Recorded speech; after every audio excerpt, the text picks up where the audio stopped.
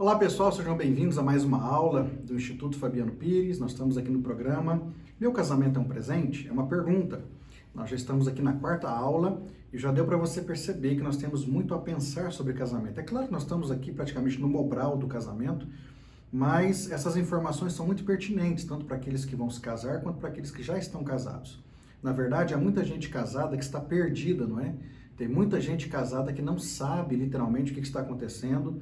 Tem muita gente que parece que foi colocado, quem sabe, numa circunstância à revelia e, portanto, não sabe literalmente por que as coisas estão assim, por que a outra pessoa é do jeito que é, por que de repente o relacionamento degringolou e daí por diante. Nossa quarta aula de hoje vai falar justamente sobre manual de instrução. Lembra-se que eu falei em aula anterior que um dos problemas que nós podemos cometer quando nós ganhamos um presente é abrir o presente, jogar a caixa fora junto com aqueles papéis que vem dentro? Então, quando aqueles papéis estão dentro da caixa de presente, ou dentro do embrulho, né, da caixa que embrulha aquele objeto, na verdade, dentro daquele saquinho, nós temos um papel chamado manual de instrução, né? Para que serve o manual de instrução? Todo mundo sabe, o manual de instrução é para que você aprenda o que é o produto, quais são suas funcionalidades, para que você conheça os atalhos e daí por diante. É mais que evidente que muitas coisas, você de repente só de pegar o produto você já sabe, você já tem condição de literalmente manuseá-lo. Mas outras tantas situações você não consegue. Veja, por exemplo, uma televisão. Essas televisões mais novas de hoje você compra, é claro que você sabe colocar a televisão na tomada, apertar o botãozinho para ligar, passar os canais, aumentar o volume, diminuir o volume, mexer na cor e etc. Mas as televisões de hoje têm tantas funcionalidades que você precisa aprender ao longo de um tempo. Há poucos dias mesmo eu estive na casa de um amigo e de repente estou lá conversando com ele, que é uma coisa que eu nunca fiz na minha televisão. Estava conversando com ele e de repente ele pegou o celular dele e fez assim, um movimento com o celular e jogou a tela do celular na televisão. Ou seja, essa é uma funcionalidade da televisão junto com o aparelho celular que ele tem. E a maioria das pessoas às vezes pode não conhecer essa funcionalidade e não usá-la. Então, na verdade, o manual de instrução, o manual de uso, né, ele vai servir para isso, para poder nos ajudar a entender o que é o produto e quais são as suas funcionalidades. A grande questão é que quando você se casa, seu cônjuge não vem com manual de uso. Ou será que quando você se casou, o seu sogro, a sua sogra te deram lá um manual de uso em que dizia aqui você liga, ali desliga, ali você aumenta o som, aqui você abaixa o som, aqui você faz isso, faz aquilo. Você não recebeu o manual de uso. Por quê? Porque nós não somos objetos, nós somos pessoas e cada pessoa é individual. Cada pessoa tem o seu jeito específico de ser e esse jeito específico de ser precisa ser literalmente entendido pela outra parte. Lembra que eu falei que nós casamos com expectativas muito altas e de repente depois do casamento nós começamos a ficar frustrados por conta de não termos essas expectativas atendidas? Então o que acontece? Você não tem as suas expectativas todas supridas porque às vezes as suas expectativas são altas demais, são fora da realidade, ou porque você está esperando muito da outra pessoa e a outra pessoa nunca vai conseguir te dar isso, ou quem sabe não é o tempo ainda. Existem situações e situações.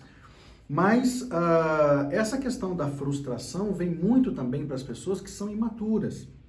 Pessoas que não sabem sentar, pessoas que não sabem dialogar, pessoas que não sabem colocar, literalmente, como a gente costuma dizer no adágio popular, o preto no branco, que não sabem explicar para a outra parte como ela gostaria de que o casamento fosse, como ela gostaria de ser tratada, como ela gostaria que as coisas acontecessem, e por conta disso, infelizmente, o casamento vai ficando cada vez mais desagradável. É por isso que eu costumo dizer que o casamento ele precisa ser precedido por um namoro e um noivado muito bem feitos. Nós precisamos literalmente construir um antes para que o depois seja extraordinário. E aí eu coloquei aqui, o namoro serve de construção, o noivado é a confirmação e o casamento é literalmente a consumação. Agora, como é que você pode literalmente consumar dentro do seu casamento uma vida extraordinária se você não construiu lá no namoro e você não confirmou essa construção no noivado? Por que talvez você tenha gastado tanto tempo com tantas bobagens enquanto namorava, estava noivo e noiva, e aí agora você percebe que você deu um tiro no pé? Por quê? Porque você não fez tudo aquilo que deveria fazer antes. E agora vai ter muito trabalho para construir isso no depois. Porque o depois deveria ser a consumação, deveria ser o momento de aproveitar literalmente a vida a dois E infelizmente não é assim que a maioria de nós vê o casamento. É por isso que, vou repetir mais uma vez, os casamentos estão se transformando em literalmente campos de batalha, onde os dois, marido e mulher, ficam se digladiando como se fossem os piores inimigos um do outro, quando na verdade isso não é fato. Os nossos inimigos não são, aliás, o nosso maior inimigo não é o nosso cônjuge. Aliás, eu até diria para você que seu maior inimigo é você mesmo. Porque se você for uma pessoa que souber fazer investimento tanto em si quanto na outra pessoa, no seu casamento vai dar tudo certo. Mas se você quiser só para si, aquela ideia de tudo vem a mim, né? Nada vai para outra pessoa, você vai ter problemas e problemas graves. Então a gente precisa pensar nisso, né? Inclusive, quando nós nos casamos, nós fazemos promessas no altar. Mas, infelizmente, essas promessas, para a maioria das pessoas que se casam, não têm valor nenhum. Elas não conseguem levar isso por toda a vida. Não é à toa que nós temos hoje um número crescente de divórcios, não só no Brasil, mas no mundo inteiro.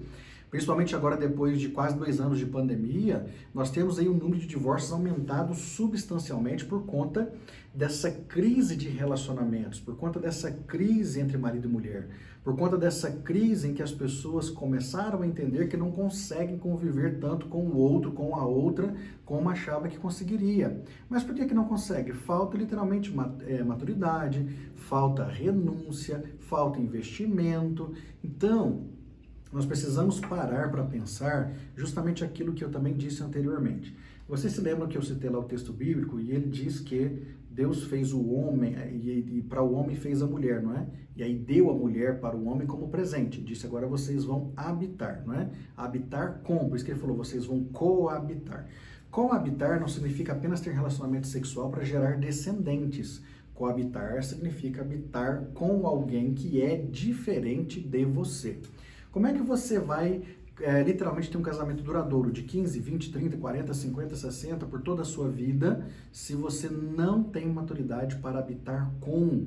É impossível, mas as pessoas não querem, as pessoas literalmente elas parece que estão cegas, parece que estão com a mente cauterizada, com o coração fechado. As coisas precisam ser vividas no seu dia a dia, com os seus mínimos detalhes, mas com todos os investimentos feitos de ambas as partes para que tudo corra bem. Não adianta nada você imaginar que o seu cônjuge, ele é um objeto manuseável. Eu fiz essa analogia, né? Meu casamento é um presente, e aí eu estou falando para você sobre manual de uso, né? Sobre o manual de instruções. Como é que você aprende a conviver com a pessoa que você se casou? Só no processo de convivência diário. E aí é por isso que no processo de convivência diário vai chegar um momento que a paixão vai embora e vai ter que ser dado lugar para o amor. E o amor não é um sentimento exclusivamente, o amor é uma ação que outra pessoa exerce para com outrem. Então quando eu digo assim, eu amo a minha esposa, estou dizendo que eu estou investindo tudo aquilo que eu sou, tudo aquilo que eu tenho, tudo que eu faço, em prol de amar essa pessoa a despeito das dificuldades que nós temos na vida e das vicissitudes pelas quais passamos.